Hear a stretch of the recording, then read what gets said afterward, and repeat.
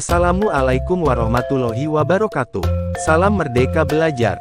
Salam bahagia Bapak Ibu. Pada kesempatan ini saya akan berbagi tentang aksi nyata saya yang lulus validasi. Semoga dengan berbagi aksi nyata ini bisa memotivasi Bapak Ibu agar lebih semangat lagi dalam membuat aksi nyata. Selamat menyimak. Aksi nyata, merancang pembelajaran berdasarkan perkembangan peserta didik. Oleh Aja Sumarja, SPD. Mengamati sikap dan perilaku peserta didik. Dokumentasi aksi nyata. 1. Cerita hasil pengamatan terkait gambaran perkembangan peserta didik dan tantangannya. 2. Rencana pembelajaran. 3. Dokumen umpan balik. Cerita hasil pengamatan terkait gambaran perkembangan peserta didik dan tantangannya. 1. Aspek perkembangan fisik. 2. Aspek perkembangan bahasa. 3. Aspek perkembangan kognitif. 4. Aspek perkembangan sosial dan emosional. 1. Aspek perkembangan fisik. Mengalami perkembangan fisik yang cepat, bahkan ada beberapa yang obesitas. Seperti orang dewasa, apalagi kalau memakai pakaian selain seragam sekolah. Suara mulai berubah balik. Muncul jerawat pada wajah.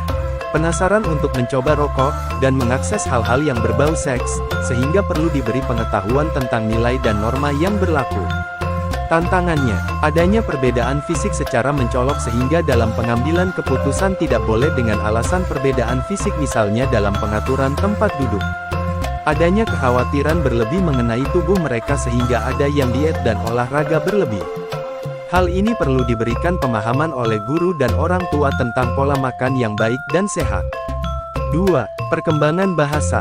Kesulitan dalam kegiatan diskusi ditandai dengan selalu memberikan jawaban yang singkat dalam kegiatan diskusi. Dalam pembelajaran, ketika diberikan pertanyaan atau diminta untuk bertanya, peserta didik cenderung banyak diam. Cenderung lebih suka berkomunikasi secara tidak langsung, misalnya melalui alat komunikasi HP.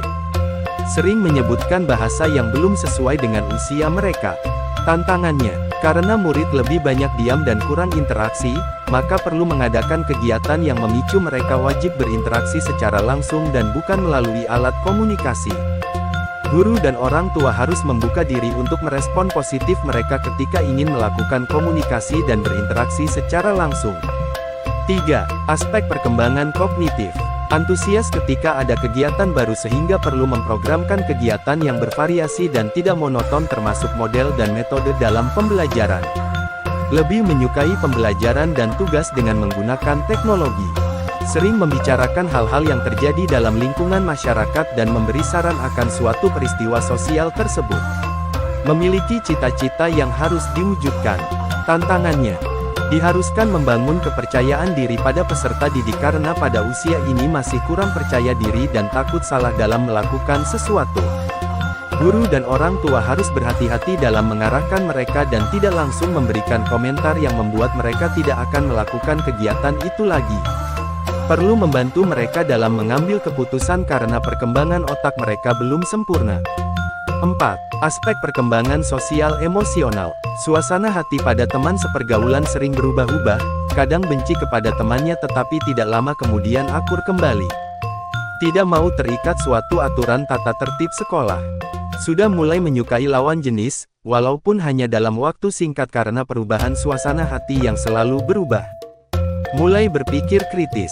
Tantangannya, perubahan emosi atau suasana hati dengan cepat memerlukan adanya bimbingan dalam hal bagaimana cara mengelola perasaan atau emosi supaya tidak berdampak pada motivasi belajar peserta didik.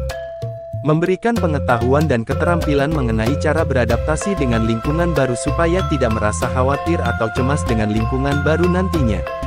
Rencana pembelajaran berpusat pada peserta didik berbasis keluarga. Rencana pembelajaran berbasis keluarga. Materi pembelajaran, diferensiasi sosial. Kegiatan pendahuluan. Guru melakukan komunikasi kepada orang tua peserta didik terkait pembelajaran yang akan dilakukan dengan materi diferensiasi sosial. Dalam hal ini orang tua diharapkan dapat mendampingi peserta didik dalam membuat proyek penelitian mengenai materi diferensiasi sosial yang ada dalam masyarakat sebagai narasumber.